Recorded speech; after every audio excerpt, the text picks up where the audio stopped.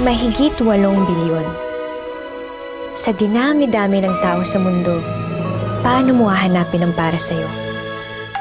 Hi, Libra girl. Hello, Aquaman. Come to come. Agad-agad? 3, 2, 1.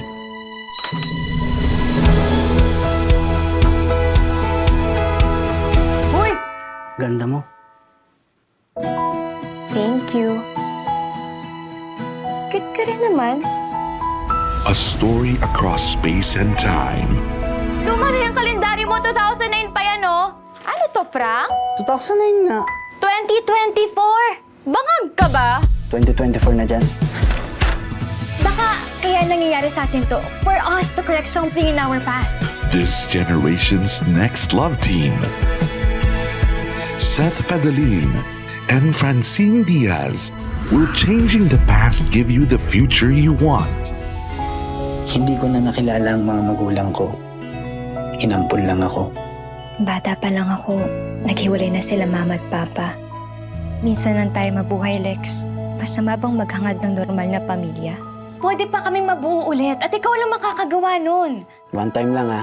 Anong naisip mong gawin? Si Papa. Maybe lahat ng to meant to happen, Lex. Ikaw, ako, Gusto kita mabigyan ng masaya at kumpletong pamilya ka rin. Ma, si Papa. Wala na si Papa. Dapat hindi na kita inutusan, Lex. Dapat hindi ako nakialam. May kasalanan ko to. I'm so sorry. Di ko maiwasan pagmasdan ng iyong larawan. Kahit di mo mamalayan, ikaw lang ang gusto. Last chance. Kilometer 0. Monday, 7 p.m. Ikita tayo. Kahit di tayo magkita, sabay lang. From 0. When beyond, Di ko maiwasan Feel the love this Christmas. ng iyong larawan. My Future You. In cinemas starting December 25, 2024. An official entry to the 2024 Metro Manila Film Festival. Hindi po talaga wedding proposal yun. Hindi po talaga, promise, hindi po talaga. Sayang naman. Akala ko pa naman nagkakaigihan na kayong dalawa. Ma, okay lang kasi nagtatry naman na ako manligaw kay Joyce. Try? Eh bakit hindi niyo patotohanin? Eh okay lang naman kay Joyce yun, di ba? Yes po, tita, pero I prefer na makilala ko po muna siya wholeheartedly, ang inyong unika iha. Ano? I mean, ang inyong uniko iho. Sorry po, sa tense lang po. Pero we're getting to know each other naman na po, di ba? Diba? Tama. Tsaka, ma, feeling ko hayaan na lang natin na magkakilalan pa kami ng pusa ni Joyce. Diba, Joyce? Dito? Ay, Zizi! Sinabi ko naman sa'yo, di ba? Kinikilig ako. Ano ako? Oh my God, it's so hot. Thanks sa pagsama sa akin sa delivery, ah. Ano ka ba? Wala yun. Ito, nulungan mo rin naman ako kay Mom, diba? Pero balak aminin yung truth. Ang... Shh. Girl, hindi ka ba nag-iisip? Gusto mong isumpa ako nun? Alam mo namang simbahan si Mama, diba? And pag nalaman niya, ma-hurt siya. Eh, sa tingin mo ba hindi siya masasaktan sa ginagawa nating pagpipretend? Init, alam mo girl, ako, gusto ko lang i-please si Mom. You know why? Kasi pupunta rin ako ng Amsterdam with my dad. Diba? Pero, alam na ba ng dad mo? Of course! Kaya ako nga nakilala si Andre eh. Because of him. Anak ng boss niya. Hold this. Dali, hawakan mo to. Okay. Patingin nga. Gwapo ba Wait. yan? Wait kasi. Ikaw Okay. talaga. Curious na ako eh. Oh, Tingin nga.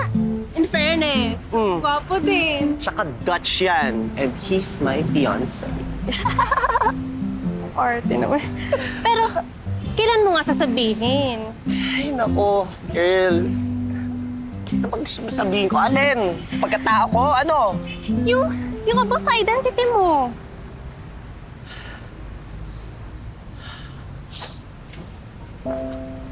No. Sorry. Okay. Basta, pag ready ka na, I'm here lang. Hindi ka na. Devastated? Anak naman, masyado namang gamit na gamit mo yung word na yan. Eh, sino ba talagang pinoproblema mo? Si Leandro ba o si man of your dream? Silang dalawa, ma. Anak, isa-isa lang. Ma? Kasi isa lang sila. Si Leandro na anak ni Tita Presi at ang man of my dreams ko ay isa lang. Ha? Ang ibig mo sabihin, yung nabangga mo kahapon at si Leandro na man of dreams mo ay iisa lang. So, Becky si Leandro?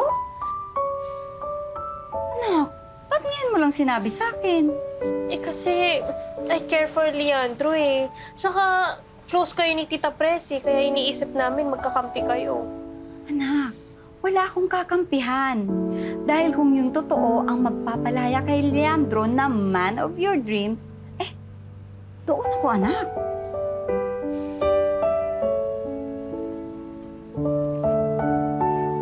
Thank you, Ma. Mare, Mare, buti na abutan kita. Wala ba si Joyce? nag-deliver eh. Hindi pa yata dumarating. Ay, naku, sakto. Bakit? Mare, may surprise ako na hindi na dapat malaman. Ano ba? Oo. Ah! Mare, ano yan? Sing-sing, hindi ka pa ba nakakakita ng ganyan? Mare naman, syempre alam kong sing-sing yan. Ang ibig ko sabihin, kanino yan? Kay Leandro, nakita ko dun sa cabinet niya, Mare. Gusto ko lang ipasilip sa'yo. Kasi baka matuloy na yung engagement proposal. Ibang klase rin yung taste ng anak mo, Mare. Talaga, syempre. Kakaiba. Oh, yes.